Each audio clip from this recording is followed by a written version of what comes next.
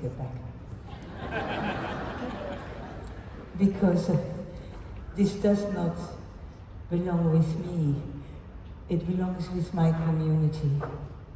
Well, I'm part of that, of course.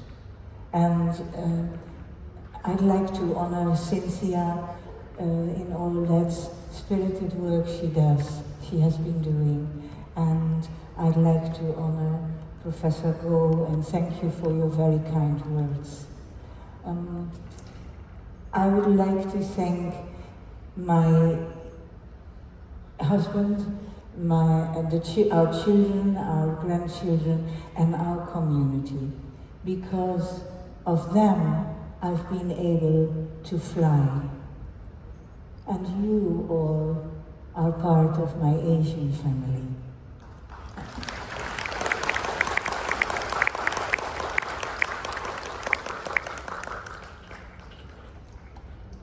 I've been coming here a long time, and every time your arms are so open.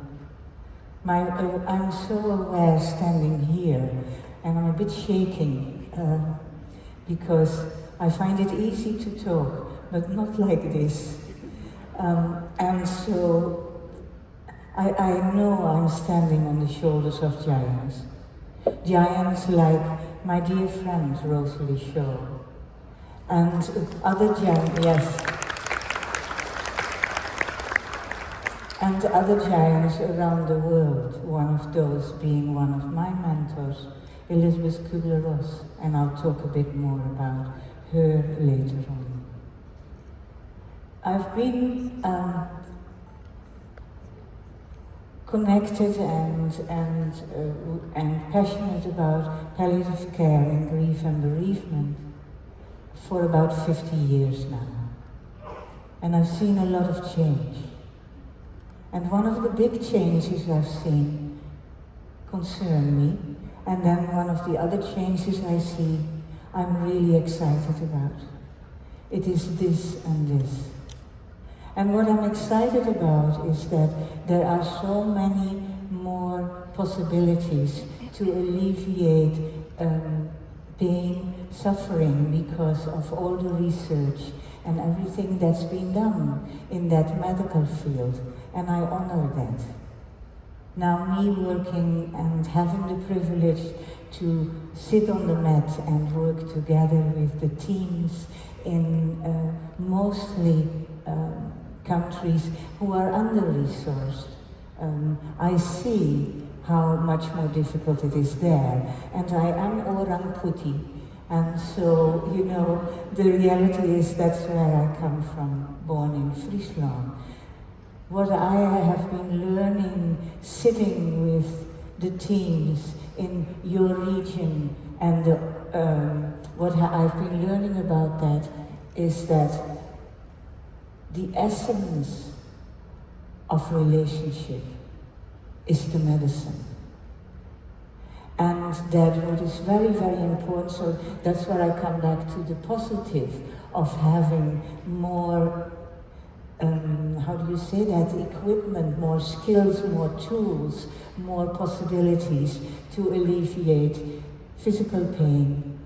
However, it's being aware that death is a human event and it's not a medical event. And that is what I'm learning over and over again when I'm with all of you, my Asian family, my Asia Pacific family, when we sit on the mat together, and there might not be that enormous depth of what is available in medication or anything like that. That's where I'm learning, and I continue to learn, around the incredible importance of the relationship and the total attention to being in the here and now when we are with the people who are not sometimes dancing with death or sometimes struggling with death. And I want to talk about relationship.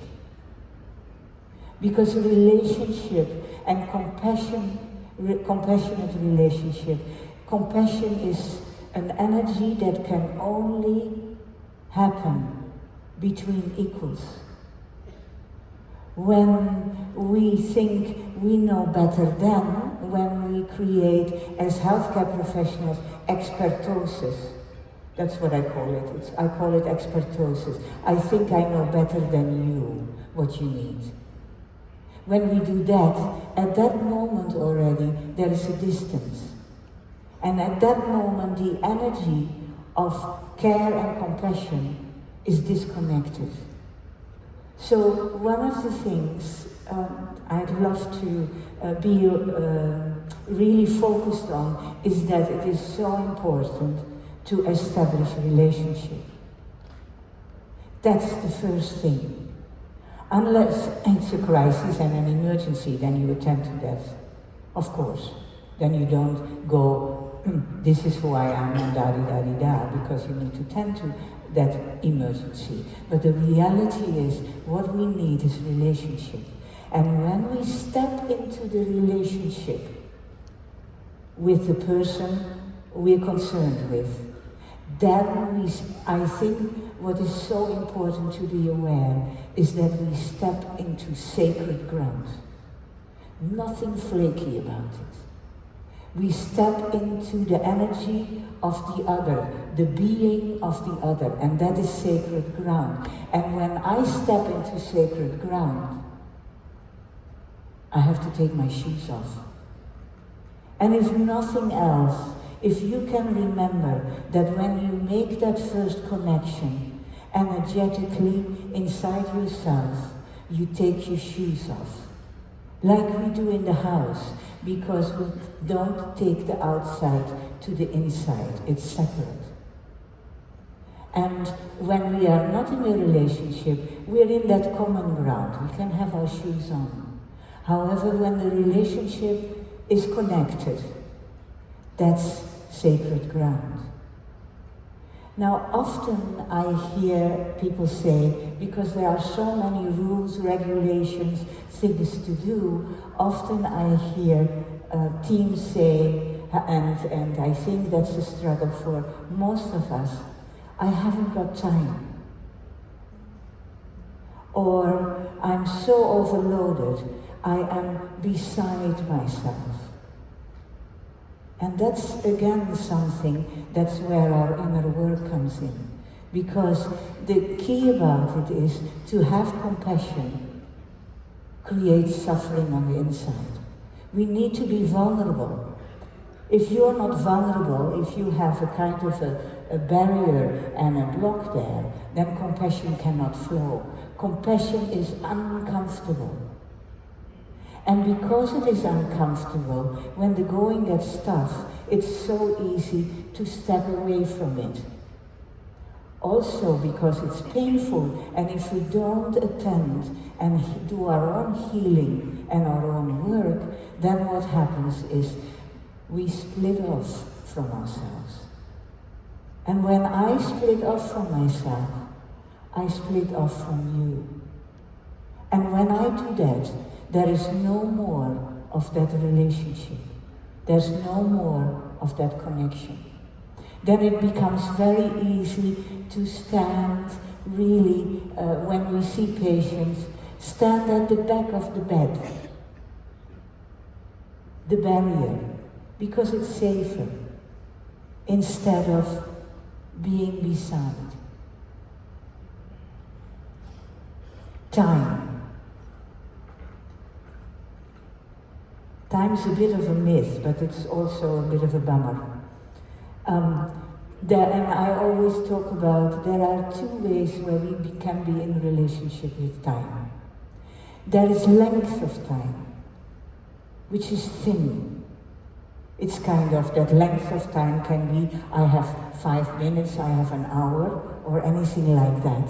Yeah, so it becomes really thin. Length of time is thin. It's a construct that we have in our head.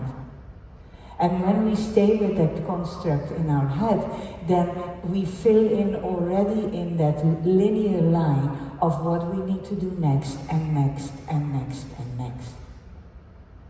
And then there is depth of time. And depth of time means being with the whole of you, in the moment, stepping into the relationship, and being present. That's depth of time. And depth of time is fat. It's not thin. And so depth of time, that is where time does not exist anymore. And you might only have 5 minutes or 2 minutes with somebody. However, because you're in the moment, you are right there, we are there together. Because of that, that's where the magic happens. And the magic that happens is that there is a possibility for a relationship to come and to grow. And that's where boundaries come in, because it literally might be you only have 5 minutes. Communicate that. There's nothing wrong with it. People love hearing, okay, I'm right here, right now for you. And this is the time I have, and then I can come back later or whatever. But when that happens, when you can say that, then what happens is we are creating a space in which true communication can happen. And that means hearing and listening. And there's a difference. Listening is hearing to what is said. Hearing is listening to what is not said. And so hearing is something we do with our whole being, our heart, our soul, everything. And again, when we do that, that's where the connection starts. This is not fluffy. This is not about hand-holding. There's nothing sugary about that. It's the unconditional positive regard and respect. And that is, I think, really vital to be aware of that. When we can start like that and build a relationship, we can weave and weave. I want to honor one of my giants, which is Elizabeth Kubler-Ross. Now, she's really known for the 5 stages. The rotten bit about it, I worked with her, and I want to talk about models a little bit, while I have a little bit of time left. I want to talk where the reality is we now create many, many models. And in 1969, she wrote a book on death and dying, where she put the stages of dying in. And then sometime it's become a bit like COVID. It's gone all over the world, everywhere. I worked with her and had the privilege to do that over a period of several years, conducting workshops all around the world. In all those workshops, they were multi-day workshops, I never heard her once talk about 5 stages. Because she says it's a nonsense. That's not how it works. And so why am I putting this out is because when we, as healthcare professionals, keep on holding on to our model, we try to put the people we work with into that model. We squeeze them. And I think then what we do is our agenda becomes more important than where they are at. So one of the things that I've learned and continue to learn is when I go into a relationship, and that is something that, because the relationship is so important, I listen to my inner voice for a moment before I do that. What is going on inside myself? So that I am aware of that, so that it is conscious. And if it's something like I'm thinking about a model or a way of working with this, I can park it to the side and be really there. And that's where we need to honor our inner voice and our outer voice. And one of the most important things that I certainly learned from Elizabeth, and she said something very blunt, so I'm going to be a bit rude. She said at the beginning, when she asked me to work with her as a facilitator, she said, if you want to work with dying people, you better deal with your own shit first. And then I thought, yeah, because we're all wounded healers here. And how can we turn that, sorry about the word, how can we turn that shit into fertilizer, where we can grow together. Because we've all come here with our own wounding, but also with our own growth. So my dream would be that we always continue to attend to self-compassion. And when that is happening, not going invisible to the self and not going invisible to the other. I honor all of you. I thank you all because I continue to learn, and thank you also for continuing to open the door. And Professor Goh,